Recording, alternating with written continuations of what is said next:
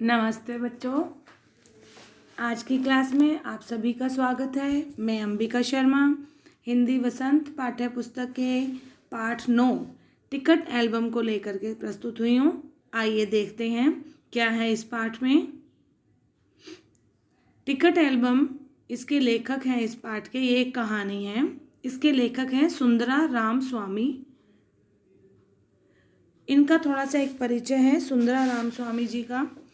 सुंदरा रामास्वामी का जन्म 30 मई 1931 को महादेवार नामक गांव में हुआ।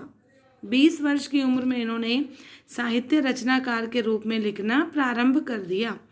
इन्होंने नॉवल लिखा जो कि मलयाली भाषा में अनुवाद किया गया था। एक छोटी कहानी थोटी युदे मकन लिखी। उसके बाद इनकी जो प्रकाशित रचनाएं हैं वो अंग्रेजी में भी हैं। The story of a tamarind tree.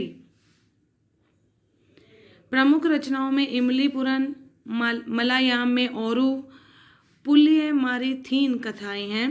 इनकी प्रथम कविता थी उन कई नगम। कथा चूड़ामणि अवार्ड से 2004 में इन्हें सम्मानित भी किया गया। प्रस्तुत पाठ टिकट एल्बम का सार जो है वो मैं भी आपको समझा रही हूँ, देखेंगे। टिकट एल्बम सुंदरा रामास्वामी द्वारा लिखित एक श्रेष्ठ कहानी है। इसमें बच्चों के मन में एक दूसरे के प्रति उठे ईर्ष्या और पश्चाताप के भाव को अच्छे ढंग से दर्शाया गया है। यानी एक बच्चे की कोई उपलब्धि या प्रसिद्धि को देखकर बाकी दूसरे और अन्य बच्चों के मन में क्या विचार आते हैं, कैसे ईर्ष्या और आती है, फिर उस ईर्ष्या का पता लगने पर पश्चाताप कैसे होता है, इसी को चित्रित करती है हमारी ये कहानी टिकट एल्बम। नागराजन के मामा ने सिंगापुर से उसके लिए एक एल्बम भेजा था जिसे वह स्कूल लगाने व स्कूल के बाद बच्चों को दिखाता था। सभी लड़के लड़कियां नागराजन को घेरे रहते, लेकिन राजप्पा को यह अच्छा नहीं लगता था क्योंकि पहले सभी बच्चे उसके द्वारा तैयार किया गया एल्बम देखते थे।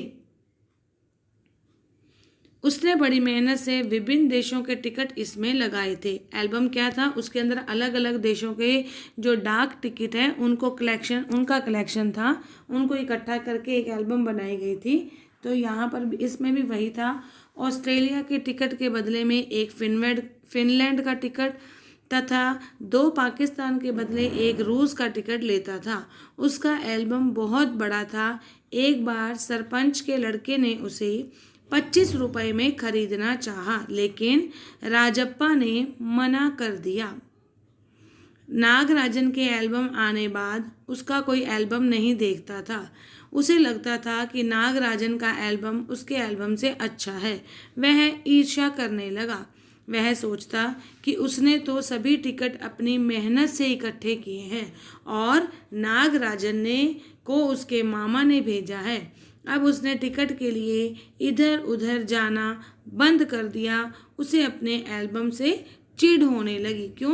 क्योंकि वो इतनी मेहनत करता था, इतनी खूबसूरत उसने खुद मेहनत से एल्बम बनाई थी, लेकिन दूसरे ही पल जो नागराजन है उसको उसके मामा ने भेजी तो वो ज़्यादा अच्छी थी।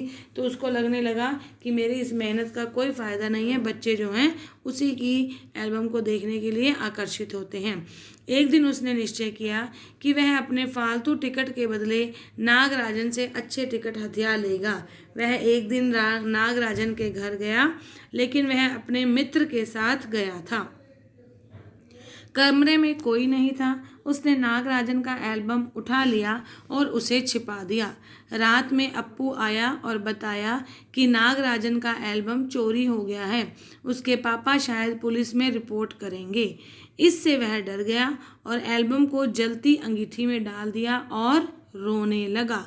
गलती कर दी। अब उसने सोचा कि पुलिस आएगी, मुझे पकड़ लेगी। इसी डर में उस बच्चे ने क्या किया, उस एल्बम को उठा करके एक जलती हुई आग यानी अंगीठी, ये जो पहले ज़माने में ऐसे अंगीठियाँ होती थी, उस पर खाना बनता था, तो इस अंगीठी के अंदर उसने उसकी नागराजन की एल्बम को डालकर जला दिया। थोड़ी देर बाद नागराजन उसके पास आया। वह रुआंसा लग रहा था। राजप्पा को देखते ही वह फिर रोने लगा। राजप्पा ने अपना एल्बम निकालकर उसे दे दिया। नागराजन को यकीन ही नहीं हुआ कि उसने मेहनत से इकट्ठे किए टिकट का एल्बम वह उसे दे रहा है।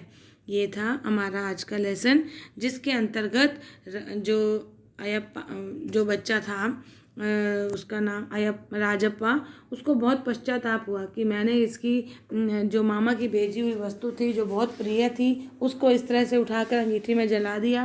पुलिस का डर और मन में ईर्ष्या जो थी, ईर्ष्या के कारण उसने चोरी की, और अब डर के कारण, पुलिस के डर के कारण उसके मन में पश्चाताप हुआ कि ये मैंने क्या किया, उसकी एल्बम को जला दिया। तो उसने उस पश्चाताप को के होने पर क्या किया, अपनी एल्बम जो है वो नागराजन को हमेशा के लिए दे दी। ये था हमारा पाठ टिकट एल्बम।